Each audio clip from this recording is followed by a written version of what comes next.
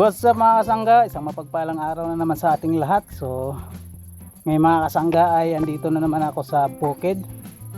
At good news dahil gumana na yung camera ng ating phone. Medyo may kalumaan na kasi yung gamit nating cellphone mga kasangga, kaya nagluluko na yung kanyang camera. May ano na kasi ito may issue na kasi itong cellphone na to dahil nalunod na to sa dagat. Kaya yung mga pisa nito iba na. So anyway, nagdala na ang planggana mga kasangga. Maglalaba ako sa bukid. Pupunta po ako ngayon sa seedling, dahil doon sa seedling ng sili, dahil ilalagay ko dito. Itatanim na po namin mga kasangga. Dahil sakto pumula ng malakas kanyang umaga, malambot yung lupa. Ngayon papunta na ako mga kasangga sa pinagsidlingan ko. Alright.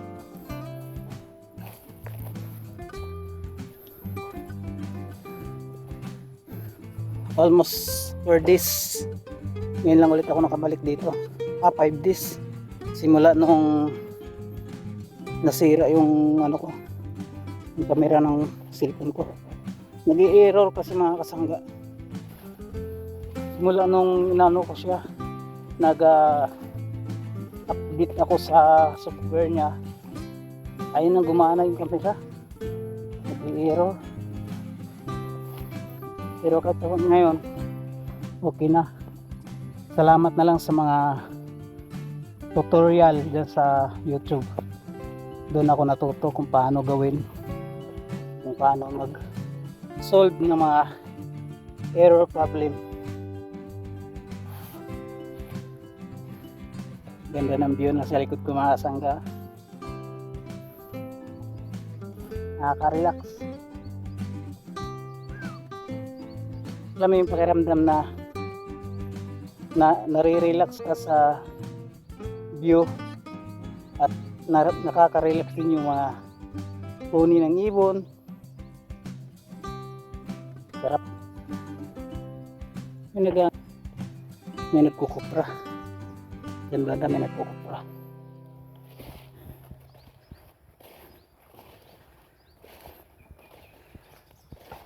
Dito na.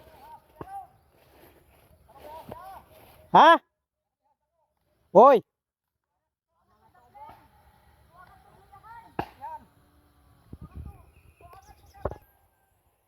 Yung mga kasangga, may nakita daw sila kanina dito ahas, kubra dito sa kamutihan. Andun pumunta. Then sa masukal na area na, and then pumunta dito. Dito daw naman delikado.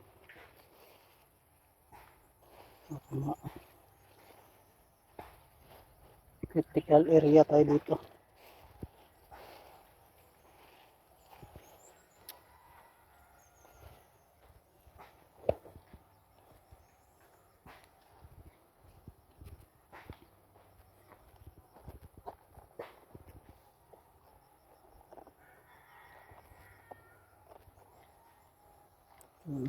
Nandyan siya pumunta. Pumasok sa masukal na area na yan. Hirap. So yung mga kasangga, ito na po yung seedling natin. So ito yung uunahin natin sa pagtanim. Ang uri ng sili na ito mga kasangga ay siling tawag nito, siling labuyo. Siling labuyo po yan. Tapos itong isa, ito yung tinatawag na siling kulikot. Kukunti na lang mga kasangga dahil kinahig ng manok ay daming na damage. So magsidling na lang tayo ulit, panibago. Tapos secured na lang natin. Okay, so yun, lalagay na natin sa timba mga kasangga. Ito na yung dadalhin ko mga kasangga. So mayroon pang natira. So nakakapanghinayang lang mga kasangga, marami akong sinacrifice. Ayun pinagpuputol ko Kasi ang ano kasi, ang ginawa ko kasi nito mga kasangga, sa bawat ganito, sa bawat isang ganto, ang nilalagay ko tatlo o dalawang buto para kung sakaling may tumubo or isa o dalawa, at least hindi masiro. Kaya ang nangyari, kapag tumubo yung ganyan, lahat tatlo tumubo, so isacrifice ko talaga yung dalawa. Kailangan isa lang talagang may iwan. So ang nangyari kasi, tumubo lahat yung nilagay ko, so kailangan ko talagang isacrifice yung iba.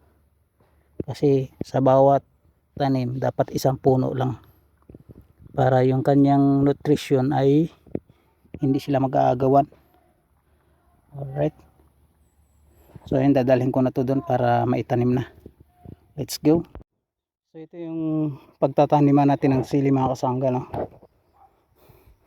Ayan, nauna nang tumubo yung mga damo. Ay, katabas lang namin to, mga 2 linggo. Tapos sinindihan ko pa to, sinunog ko pa to mga damo na to, pero ngayon ayun, tumubo na, bilis dito. So doon banda sa taas, hindi pa tapos masindihan yung mga damo ron. So ito lang, pero tingnan, let's go, tanim na natin.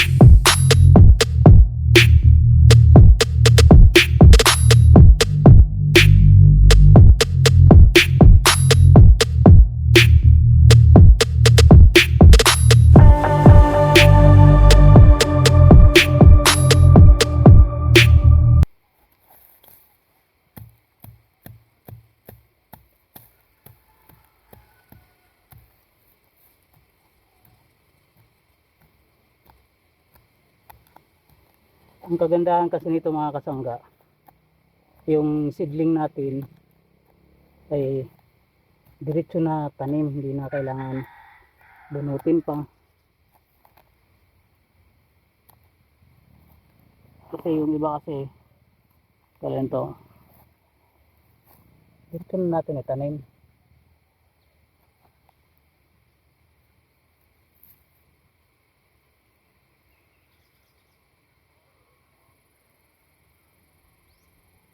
Kasi yung iba kasi, yung sinasaboy lang yung buto, tapos kapag tumubo, binubunot pa, nalalamog yung ano, yung seedling.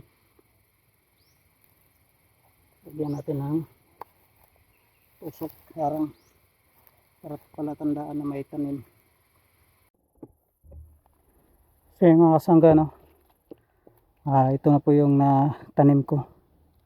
Bali, ano pa lang natanim ko, mga 50 piraso ka puno. So mamaya naman, dahil gutom na, mas 12 na, 12 na mga kasangga. Mamaya ulit. Okay.